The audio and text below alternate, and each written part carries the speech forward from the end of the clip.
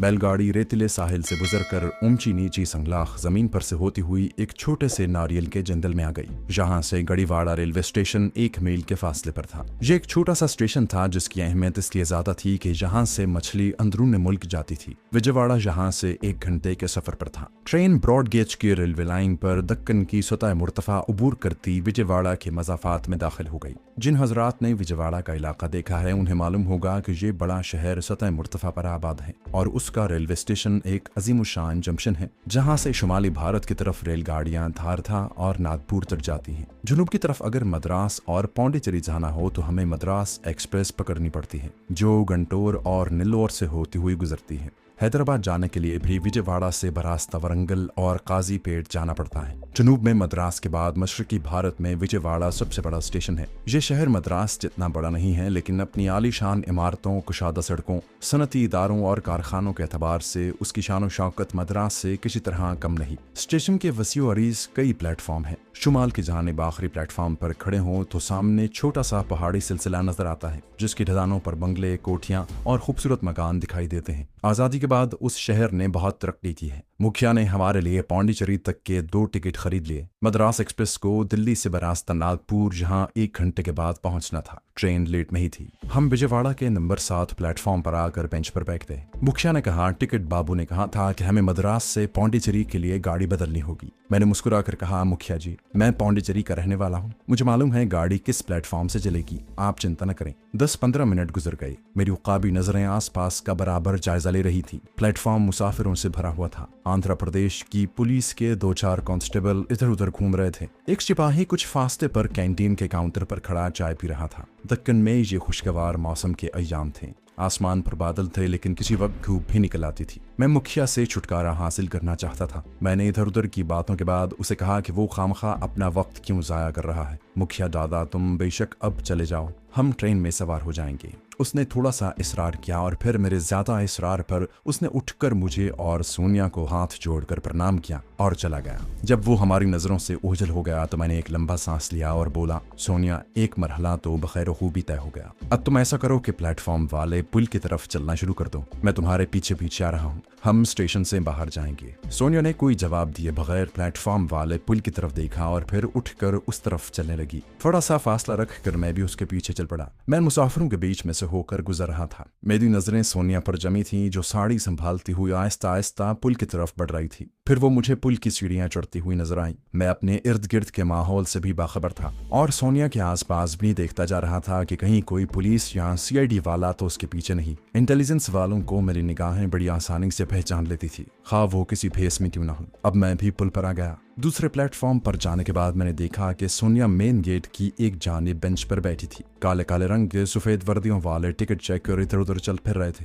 एक train platform पर खड़ी थी। मुसाफिर उसमें सवार हो रहे थे। वहां काफी शोर मचा हुआ था। मैंने टिकट निकाल कर अपने हाथ में रख लिए थे। सोनिया को इशारा किया, वो मेरे साथ हो गई। गेट पर टिकट चेकर मौजूद था। मैंने उसे पौंडीचेरी के 2 टिकट दिए और कहा, हम कल की गाड़ी से जाएंगे, हम वापस घर जा रहे हैं। टिकट चेकर ने कहा, कोई बात नहीं, ये टिकट कल भी चलेंगे। मैं सोनिया को लेकर गेट से निकल गया। लॉबी में एक जानिब आगे जाकर टिकट देने वाली खिड़कियां थी, जहां काफी लोग खड़े थे। सोनिया ने कहा, टिकट वापस करने की जरूरत नहीं है, हमें यहाँ से निकल जाना चाहिए। यहाँ पुलिस कांस्टेबल जगह जगह मौजूद है। मैं खुद भी टिकट वापस करना नहीं चाहता था। मैंने आहिस्ता से कहा, हो सकता है यहाँ इंटेलिजेंस वाले भी हों, इसलिए तुम बार बार आंखें साफ करने के बहाने चेहरे को साड़ी के पल्लू से छुपाती रहो। सोनिया ने वैसा ही किया। वो साड़ी के पल्लू से अपनी आंखें पोंछने लगी। हम स्टेशन की लॉबी से बाहर निकल आए। टैक्सी वाले हमारी तरफ बढ़े। मैंने उन्हें तमिल जबान में कहा कि भाई, हमारा घर करीब ही है, हमें टैक्सी की जरूरत नहीं है। विजयवाड़ा के शहर की कुशादा सड़कें मेरे सामने थीं। मैं उस शहर से सिर्फ 2 बार ही गुजरा था। एक बार मुझे जहां एक दिन रहने का इत्तेफाक हुआ और मैं शहर की सड़कों पर काफी देर घूमता रहा। अपनी इस आवारागर्दी के दौरान मैंने शहर के शुमाल मगरबी इलाके की एक इजाफी बस्ती में कुछ दरमियाने दर्जे के होटल भी देखे। हमें इस शहर में एक दिन या ज्यादा से ज्यादा एक रात इस हालत में बसर करना थी और स्टेशन के करीबी होटल में कमरा लेना अपने आप को खुद ही किसी जाल में फंसाने वाली बात थी। चुनाचे मैं सोनिया को लेकर रेलवे स्टेशन से निकलते ही उस इजाफी बस्ती की तरफ चलने लगा। सोनिया ने आहिस्ता से पूछा कि हम कहाँ जा रहे हैं। मैंने धीमी आवाज में जवाब दिया, एक महफूज होटल जहाँ पर मेरी नजर में है, वहां जा रहा हूँ। सोनिया ने मुझसे पूछा, क्या ये खतरे वाली बात नहीं है? होटलों के बाहर इंटेलिजेंस वालों की मौजूदगी का खतरा रहता है।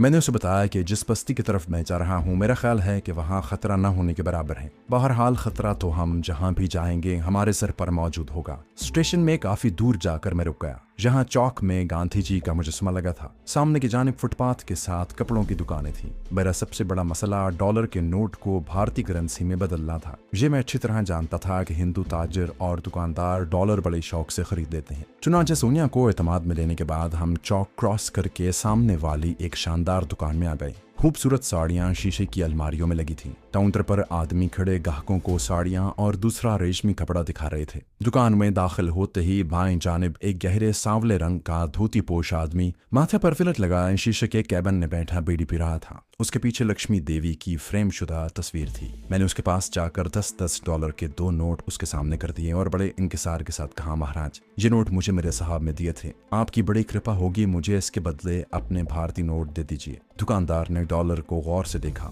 उन्हें मेज के दराज में रख दिया और दूसरी दराज में से 10-10 के भारतीय नोट निकाल कर गिनने लगा। उसने मुझे 20 अमेरिकी डॉलरों के बदले में सिर्फ 200 भारतीय रुपए दिए, जो बहुत कम थे, मगर मेरे लिए यही बहुत था। मैंने नोट लेकर उसका एक बार फिर शुक्रिया अदा किया और दुकान के नीचे उतर आया। सोनिया दुकान के पास ही शोकेस के साथ लगी चुपचाप खड़ी थी। मैंने माहौल का गहरी नजर से जायजा लिया। मेरे कयास के मुताबिक वहाँ कोई CID वाला नहीं था। मैं आगे को चला तो सोनिया भी मेरे पीछे पीछे चल पड़ी। काफी आगे जाकर मैं सोनिया के साथ हो गया और उसे बताया कि मैं 200 रुपए ले आया हूँ। वो खामोश रही। फुटपाथ बाएं तरफ वाले बाजार की तरफ घूम गया। मैं बाजार को पहचानने की कोशिश कर रहा था। मुझे इस बाजार को छोड़कर दूसरी जानिब एक बार फिर गांधी की मूर्ति वाले चौक की तरफ जाना था, क्योंकि इजाफी बस्ती का रास्ता मैं वहीं से तलाश कर सकता था। चुनांचे मैं दोबारा उसी चौक में आ गया, जहाँ से एक खुला रास्ता शुमाल की तरफ जाता था। मैं उस पर चल पड़ा। मैंने सोनिया को बताया कि ये रास्ता इजाफी बस्ती की तरफ जाता है। कुछ दूर जाने के बाद मैंने एक टैक्सी रुकवाई और उसमें बैठने के बाद ड्राइवर से कहा कि वो टीले के पीछे वाली बस्ती की तरफ चले।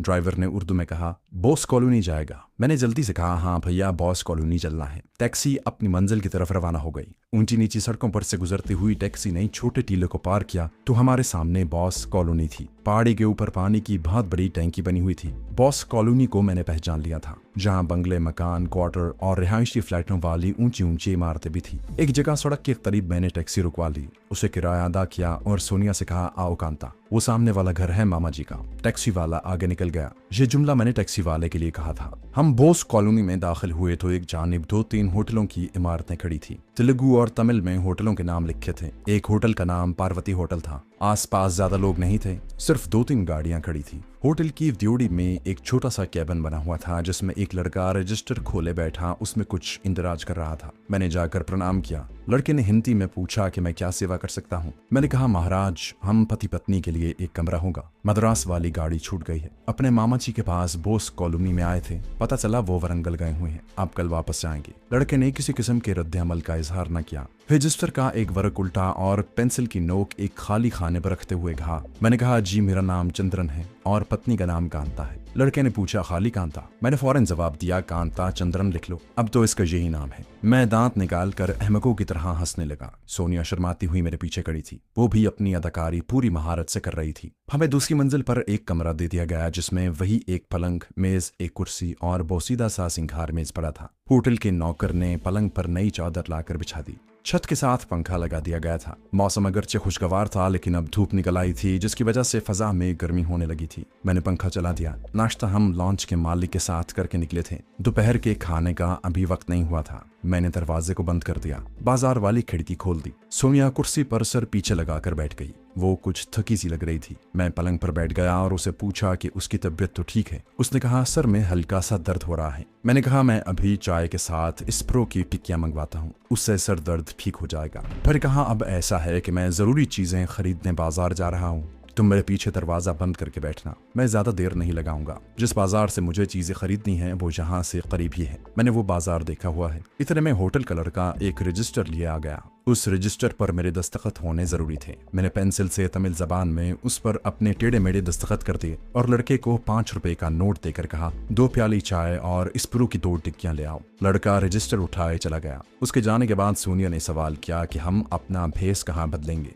क्या इस होटल से सन्यासी और सन्यासन बनकर निकलेंगे? इन लोगों को तो यकीनन हम पर शक हो जाएगा। मैंने कहा, उसकी तुम फिक्र न करो, पहले मुझे जरूरी सामान खरीद कर आने दो, उसके बाद मैं तुम्हें बताऊंगा कि हमें कहाँ और कब भेस बदलना है। मैं उठकर खिड़की के पास आ गया और एक तरफ खड़े होकर नीचे बाजार में निगाह डाली। 2 पुरानी वॉक्सवैगन कारें वैसे ही होटल के सामने खड़ी थी। सामने बाजार में ट्रैफिक जारी था, गाड़ियां और स्कूटर सवार गुजर रहे थे। मैं वापस पलंग पर आकर बैठ गया और सोनिया से कहा। थोड़ी देर बाद लड़का एक ट्रे में चाय की 2 प्यालियां रखी आ गया। वो स्प्रो भी साथ लाया था। 2 रुपए वापस करने लगा तो मैंने कहा, ये तुम रख लो। वो बड़ा खुश हुआ और सलाम करके चला गया। सोनिया ने स्प्रो की दोनों टिक्कियां मुंह में डाली और चाय का घूंट भरकर बोली, इससे बड़ा फर्क पड़ेगा। जरा उसे आराम से बैठने का मौका मिला तो उसने मुझसे अपने माँ बाप की बातें शुरू कर दी। वो अपने माँ बाप की खैरियत बार बार दरियाफ्त कर रही थी। मैंने अभी तक उसे उसके बाप की मौत के बारे में कुछ नहीं बताया था। मैं उसे ये बुरी खबर सुनाना भी नहीं चाहता था, क्योंकि अभी उसे बेहद हौसले की जरूरत थी। मैंने ये कहकर उसे तसल्ली कर दी कि उसके माँ बाप काहिरा में जिंदा सलामत हैं और उसका इंतजार कर रहे हैं। अब मैंने भी उससे दरियाफ्त किया कि इसराइलियों ने उससे क्या कुछ पूछने की कोशिश की है।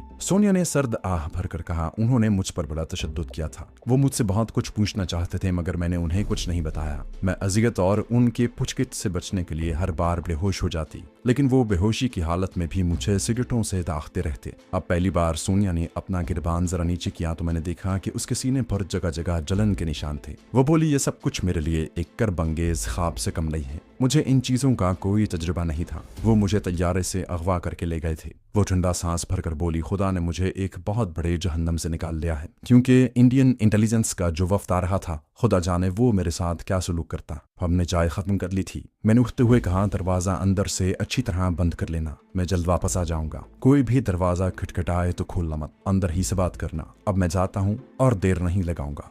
मैं होटल के कमरे से निकलकर निचली मंजिल की तरफ जाती सीढ़ियों की तरफ बढ़ा तो मुझे सोनिया के दरवाजे की चटखनी लगाने की आवाज आई। नीचे केबिन के पीछे वही लड़का बैठा रजिस्टर पर कुछ लिख रहा था। मैं खामोशी से होटल के दरवाजे से बाहर निकल गया। वो बाजार जहाँ मेरे मतलब की चीजें यानी करमंडल, त्रिशूल और गेरुई धोतियां बिकती थीं, वहां से ज्यादा दूर नहीं था। मैं पैदल ही उस बाजार की तरफ चल पड़ा। बाजार का मोड़ घूमने के बाद मैंने एक खंबे पर लगे फिल्मी बोर्ड की तरफ देखने के बहाने पीछे निगाह डाली कि कोई मेरा पीछा तो नहीं कर रहा। मुझे अपने पीछे कोई मुश्तबा आदमी नजर न आया। मैं दूसरे बाजार में से गुजरकर एक तंग बाजार में आ गया। ये बाजार हमारे लाहौर के लंडे बाजार की तरह का था और यहाँ दुनिया जहान की चीजें बिकती थीं, पुरानी नई चोरी की चीजें। एक दुकान में मुझे गेरुए रंग की धोतियां लटकती नजर आईं। मैं दुकान में घुस गया। यहाँ करमंडल भी थे। मैंने ये बहाना किया कि हम एक स्टेज ड्रामा कर रहे हैं, जिसके लिए हमें एक साधु के कॉस्ट्यूम की जरूरत है। मैंने 2 गेरुए रंग की धोतियां और करमंडल खरीद कर थैले में डालकर रख लिए। त्रिशूल मुझे जहाँ न मिल सका। दूसरी दुकानों पर जाकर देखा।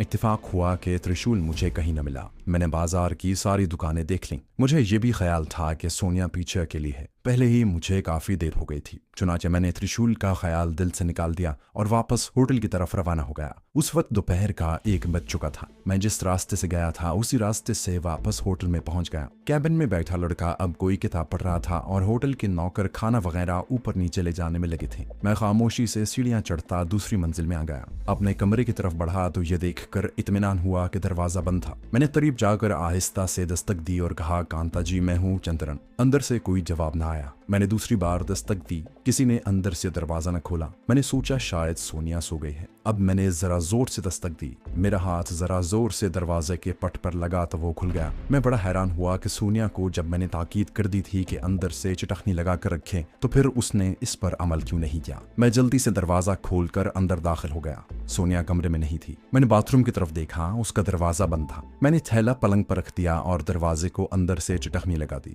अब मैं सोनिया के बाथरूम से निकलने का इंतजार करने लगा। 5 मिनट गुजर गए तो मुझे कुछ तशवीश हुई। मैंने बाथरूम के बंद दरवाजे के पास आहिस्ता से जाकर कहा, सोनिया। अंदर से किसी ने जवाब न दिया। मैंने दरवाजे को जरा सा धक्का दिया तो ये दरवाजा भी खुल गया। बाथरूम भी खाली पड़ा था। मैं जल्दी से चटखनी खोलकर कमरे से निकलकर बरामदे में इधर उधर देखने लगा। सोनिया वहां भी नहीं थी। दोबारा कमरे में आकर पलंग के नीचे देखा, सोनिया वहां भी नहीं थी। बाथरूम को फिर देखा, या खुदा, सोनिया कहाँ गायब हो गई है। मैं कुछ बौखला सा गया। खामोशी से पलंग पर बैठकर अपने हवास दुरुस्त करने लगा। फिर उठा, बाहर निकलकर दरवाजे को ताला लगाया और नीचे होटल के केबिन वाले लड़के के पास आकर अपने जज्बात को पूरी तरह काबू करने के बाद आहिस्ता से बड़ी बेनियाजी से पूछा कि मेरी पत्नी बाजार गई थी, अभी तक आई नहीं। ऐसा करना कि खाना जरा देर से ऊपर भिजवाना। लड़के ने किताब पर से नजरें उठाकर मेरी तरफ देखा और कहा, क्या आप अस्पताल नहीं गए? मैंने चौंक कर पूछा, कौन से अस्पताल? लड़का बोला, आपको शायद अभी मालूम नहीं हुआ, आपकी पत्नी की तबीयत अचानक खराब हो गई थी। आपका ताऊजी जहाँ आया था वही उसे बेहोशी की हालत में टैक्सी में डालकर अस्पताल ले गया। उसके साथ एक औरत भी थी। कह रहे थे कि तुम आओ तो तुम्हें सिविल अस्पताल भेज दूं। मेरे पांव तले की जमीन निकल गई। सोनिया को अगवा कर लिया गया था। मैंने मसनूई घबराहट तारी करते हुए कहा, अच्छा ये बात है, भगवान कृपा करे। मगर वो कौन लोग थे? उनका हुलिया कैसा था? होटल वाले लड़के ने बताया कि आदमी पक्की उम्र का मजबूत जिस्म वाला था, भुंगरियाले बाल थे, पतलून कमीज में था। जो औरत साथ थी उसकी उम्र 40 के करीब होगी। उसने नीली साड़ी पहन रखी थी, उसका रंग सांवला था। मैं उसे ये नहीं कह सकता था कि मेरी पत्नी को अगवा कर दिया गया है, सिर्फ इतना ही कह सका कि हाँ मैं समझ गया, वो मेरी खाला थी। अच्छा मैं अभी सिविल अस्पताल जाता हूँ।